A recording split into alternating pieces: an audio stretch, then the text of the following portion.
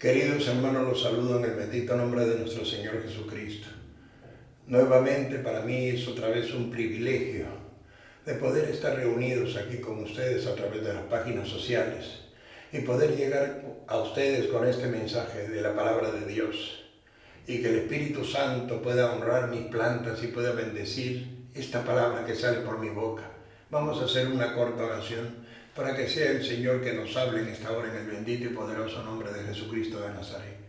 Padre Celestial, yo te doy gracias en el nombre de Jesús y te pido que tu palabra viva y eficaz sea predicada con poder, con sabiduría, con denuedo, que la ventana de los cielos en esta noche se pueda abrir para hablar a tanta gente que está atribulada, desesperada, angustiada, pasando momentos de necesidad difíciles en esta cuarentena, en esta pandemia que está azotando el mundo entero.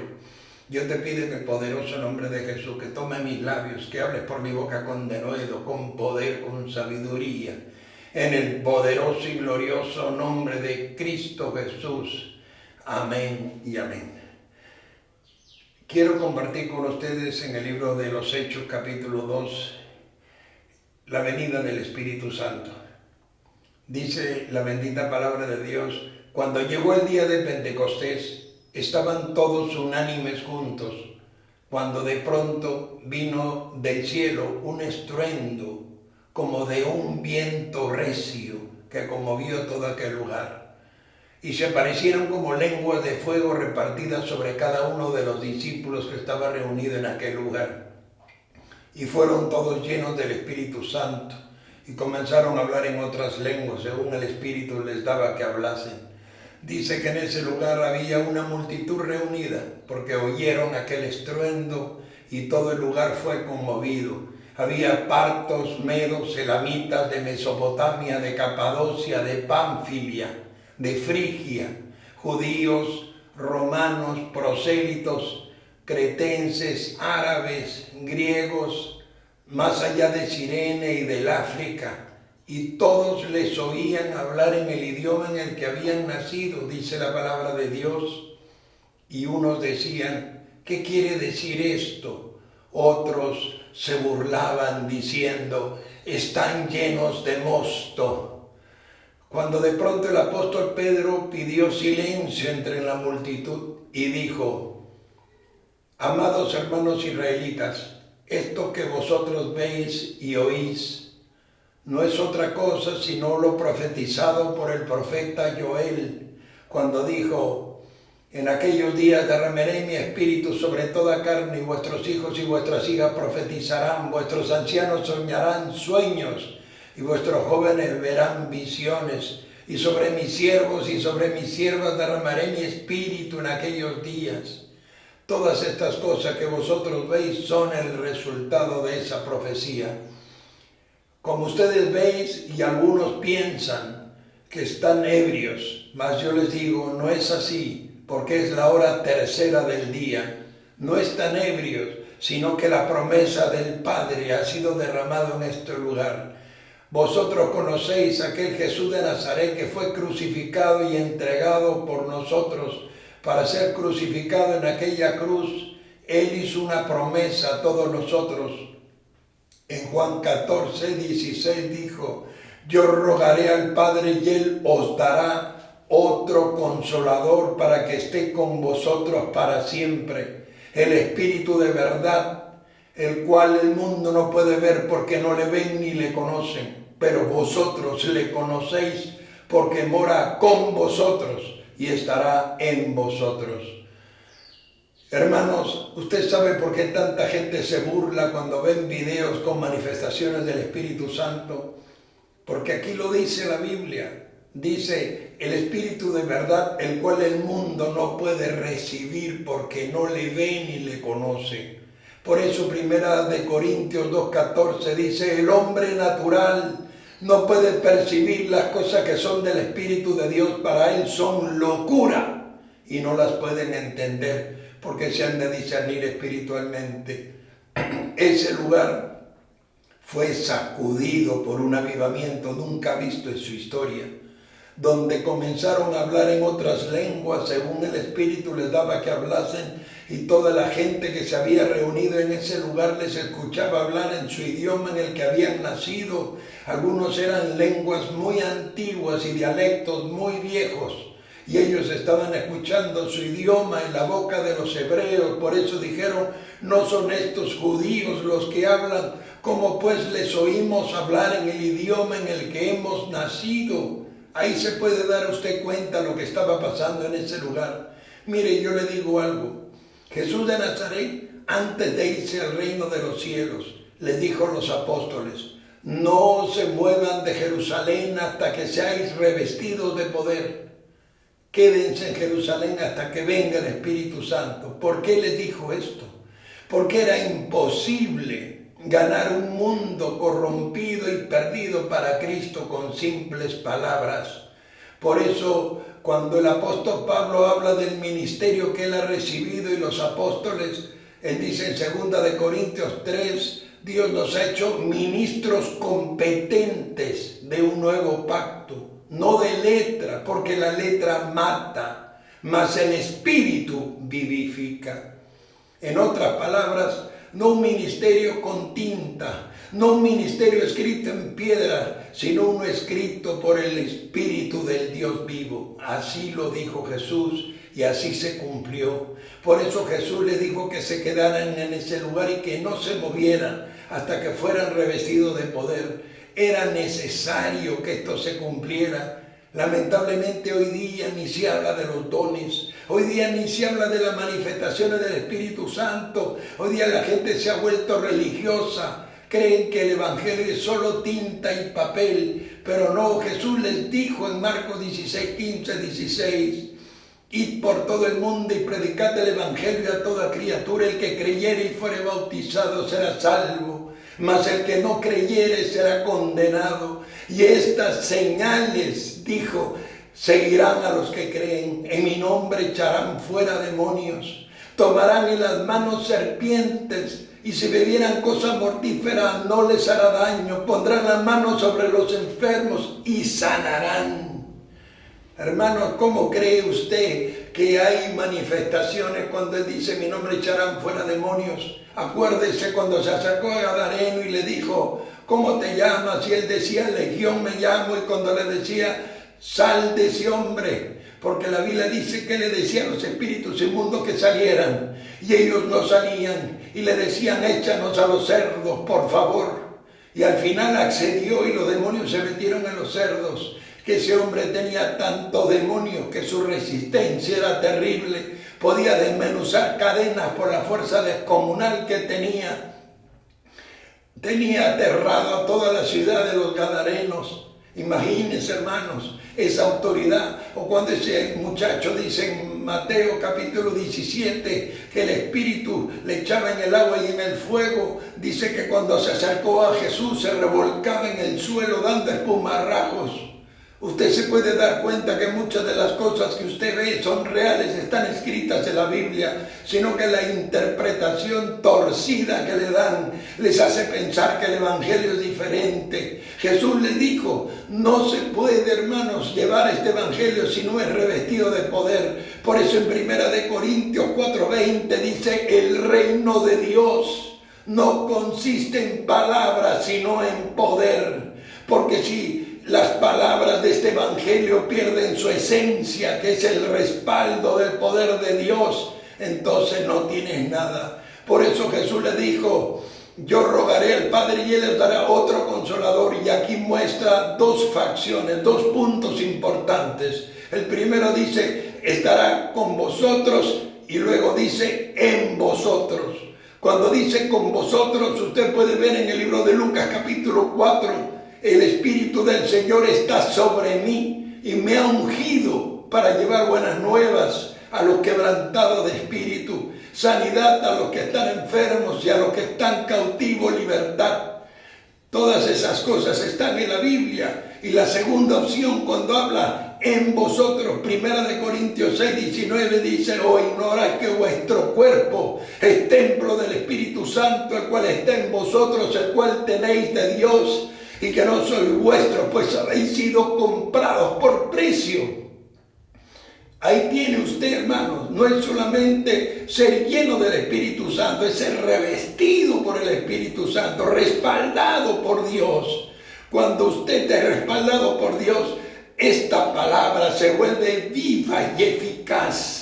Se vuelve, como dice 2 de Corintios capítulo 10:4, las armas de nuestra milicia no son carnales, sino poderosas en Dios para la destrucción de fortalezas, derribando argumentos y toda altivez que se levanta contra el conocimiento de Dios, llevando cautivo todo pensamiento a la obediencia a Cristo. ¿Sabe por qué dice esto? Porque la gente muy culta, la gente muy intelectual, la gente muy sabia es avergonzado cuando usted ve que un mudo habla, cuando un sordo oye, cuando un paralítico sale caminando. Usted está dando testimonio, como dice Romanos 1:20, que lo invisible de Dios se hace visible a través de las cosas hechas por Él. Ahí se ve la manifestación de un Dios invisible. Se puede comprobar la existencia de la gloria de Dios a través de sus maravillas, de sus prodigios, de sus señales. Hermanos, hoy ya ni se habla de los dones. La gente ni se interesa en recibirlos, y yo le voy a probar con la Biblia lo importante que son. Mire, en 1 de Corintios, capítulo 1, verso 5, el apóstol Pablo dice: estoy agradecido a Dios por vosotros, porque en todo habéis sido enriquecidos por Dios, de tal manera que nada os falte en ningún don. Dice, habéis sido enriquecidos en toda palabra, en toda ciencia, y el testimonio de Cristo ha sido confirmado en vosotros. Estos dones confirmaban el llamado de Dios y su respaldo en un cristiano que cree no solamente en Jesús, sino en sus señales. Por eso Él dijo en Juan 14:12, los que crean en mí, las señales que yo hago las harán también, y aún mayores harán, porque yo voy al Padre. Hermanos, por eso el Evangelio nunca cambió. El Evangelio no fue solamente para el tiempo apostólico, por eso Él dice, estas señales seguirán a los que creen. Por eso Él dice, sois confirmados por estos dones, de tal manera que nada os falte en ningún don. Mire, cuando el apóstol Pablo visitó Éfeso, se reunieron un grupo de discípulos, y Pablo, ¿qué hizo? Lo primero que hizo fue preguntarles, ¿habéis sido llenos del Espíritu Santo? Y ellos dijeron, ni siquiera hemos oído si hay Espíritu Santo. ¿En qué pues fuiste bautizados? Ellos dijeron, en el bautismo de Juan. Y Pablo les dice, Juan bautizó con bautismo de arrepentimiento, diciendo que creyesen en aquel que vendría después de él, esto es en Jesucristo. Y luego les impuso las manos y fueron llenos del Espíritu Santo y hablaban en lenguas y profetizaban. Y así fue en todos los episodios que usted ve a lo largo de la historia, cada vez que los apóstoles recibían la palabra. Mire en el libro de Hechos capítulo 8, cuando el Evangelio de Jesucristo fue llevado a Samaria por Felipe, y cuando muchos se habían convertido y Dios había usado a Felipe en algunas sanidades, y supieron que muchos en Samaria habían recibido la palabra de Dios, ¿qué hacían? Mandaban al apóstol Pedro y al apóstol Juan. ¿Para qué? Para que les impusiesen las manos y la gente fuera llena, para que fueran confirmados y sellados por el Espíritu Santo de Dios. Y estos maravillosos dones que usted ve a través de los videos, pueda darse cuenta porque la gente dice, no es de Dios, Dios es orden, payaso, demonio y cuánta cosa. Es porque dice el Espíritu de verdad, al cual el mundo no puede recibir porque no le ve ni le conoce. Pero vosotros, le dice a ustedes, le conocéis, porque mora con vosotros y estará en vosotros. Quiere decir que todo el que cree será levantado, todo el que cree será ungido. Hermano, yo preparé 20 pastores Y los 20 pastores son poderosamente usados por el Espíritu Santo.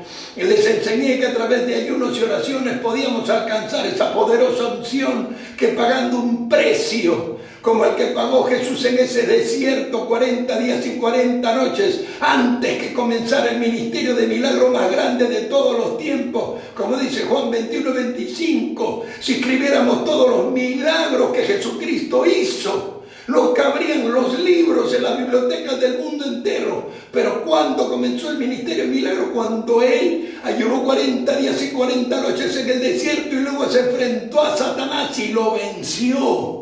Lo venció, lo derrotó y lo echó fuera. Ahí comienza ese ministerio glorioso. Y los discípulos pagaron precio, sí pagaron precio, fueron perseguidos, azotados, heridos, andaban de cueva en cueva con piel de oveja, de los cuales el mundo no era digno. Ellos también sufrieron. Por eso mucha gente los criticaba, y el mismo día que salieron del aposento alto, están ebrios, se burlaban, pero Pedro les decía: no, hermanos amados, no están ebrios como vosotros suponéis, sino porque es la hora tercera, sino se ha cumplido la profecía de Joel. Y es lo que Dios quiere usarle. Dios quiere que esos dones se manifiesten en usted. Dios quiere que usted sea lleno del Espíritu Santo. Dios quiere que usted hermano, que se interese por recibir esta maravilla. No se necesita ser muy espiritual, no se necesita ser un ángel volando, hermano. Los dones no son algo que se merece. Los dones son una pura misericordia de Dios a todo corazón que se humilla, contrito y humillado lo recibe. Todo corazón quebrantado recibe una bendición como esta. Ahora calcule por qué estamos como estamos, por qué las iglesias están en ese carácter religioso, por qué no pueden creer en la multiforme operación de Jesús. Hermano, Jesús no operaba de una forma. Por eso algunos dicen: no, el Espíritu Santo no es así, Dios no es así, Jesús no es así. Oiga, hermanos, a unos hacía barro con escupitajos y le ponía una bola de barro en el ojo. Al otro le escupía el oído y le metía el dedo en el oído y le decía: Efata, se ha abierto, y se abría. A otros, hermanos, le decía: ve como creíste, te fue hecho.